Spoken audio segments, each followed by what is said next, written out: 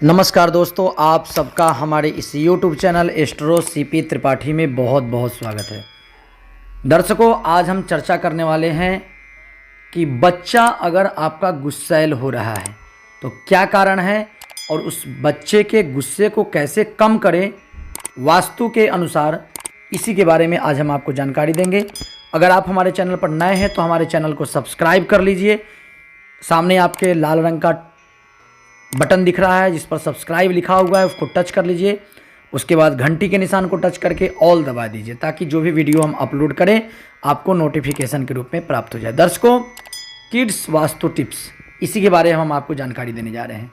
बच्चों को आता है बहुत गुस्सा, तो कम करने के लिए काम आ सकते हैं ये वास्तु टिप्स। दर्शकों, अगर आपका बच्चा भी गुस्सैल हो रहा है तो जानते हैं ये क्या कारण है। वास्तुशास्त्र में इससे जुड़े कुछ उपाय हैं।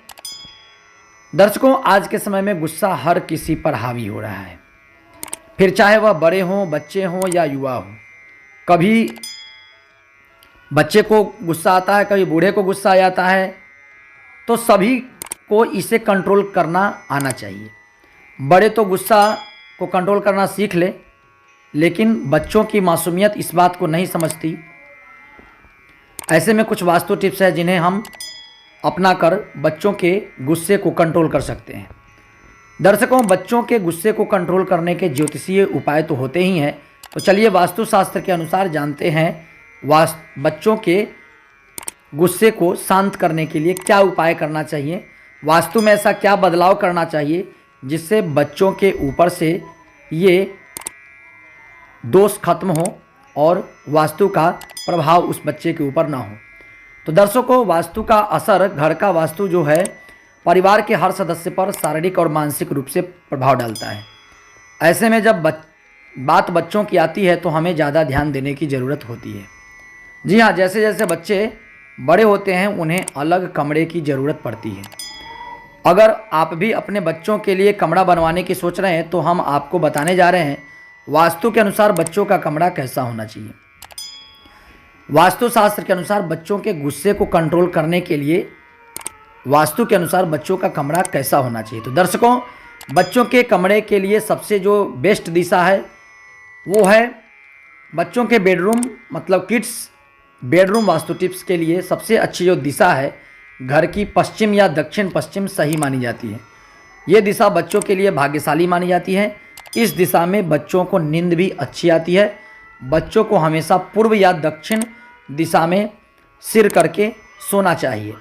दर्शकों, पूर्वमुखी दरवाज़ा, कमरे की दिशा कौन सी होनी चाहिए तो ये तो सभी को पता होता है। इसमें ध्यान देने वाली बात यह है कि जब भी बच्चे का कमरा या बेडरूम का दरवाज़ा खुले, उसके खुलने की दिशा दक्षिणावर्त होनी चाहिए।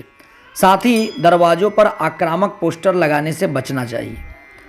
बिस्तर के सामने ना हो ये चीज़ें। ध्यान दें, आपको बता दें कि बच्चों के कमरे को बनवाते समय कई चीज़ों का ध्यान रखना चाहिए। इसमें सबसे खास बात यह है कि बिस्तर के ठीक सामने शीशा नहीं होना चाहिए, मतलब दर्पण नहीं होना चाहिए। कोशिश करें कि बेड के सामने खिड़कियां या दरवाजे भी ना हों। ऐसा मानते हैं कि इस तरह के वास्तु दोष दुर्भाग्य के साथ साथ नकारात्मक ऊर्जा को बढ़ाते हैं। दर्शकों, फर्नीचर को पश्चिम या दक्षिण पश्चिम के कोने में रखें।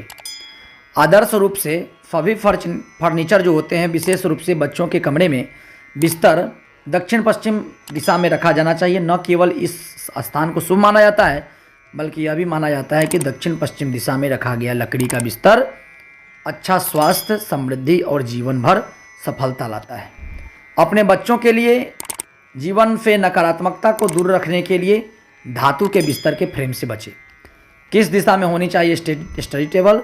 तो दर्शकों, वास्तु के अनुसार बच्चे के कमरे में स्टडी टेबल को सही दिशा, मतलब पश्चिम या दक्षिण पश्चिम दिशा है। साथ ही साथ ध्यान रखें कि जब वह टेबल पर पढ़ने के लिए बैठे तो उसका चेहरा उत्तर या पूर्व की तरफ हो। मतलब पढ़ने के समय जब बैठे तो बैठने की जो दिशा है वो उत्तर या पूर्व की तरफ उसका मुंह होना चाहिए। किस दिशा में होना चाहिए? बुक शेल्फ, बच्चों के कमरे जब भी उसका बुक शेल्फ रखे तो इसके लिए उत्तर पूर्व दिशा का चयन करें। साथ ही आपको ध्यान रखना है कि सेल्फ, मतलब बुक शेल्फ, मेटल के बजाय लकड़ी के बुक शेल्फ का उपयोग करना आवश्यक है।